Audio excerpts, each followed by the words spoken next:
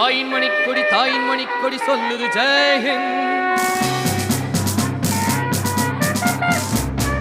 தாயகம் காத்திட தன்னலம் போக்கிட சொல்லுது ஜெயஹிந்த். என் இந்திய தேசம் இது, ரத்தம் சிந்திய தேசம் இது. என் இந்திய தேசம் இது, ரத்தம் சிந்திய தேசம் இது. காந்தி மகான் கொடு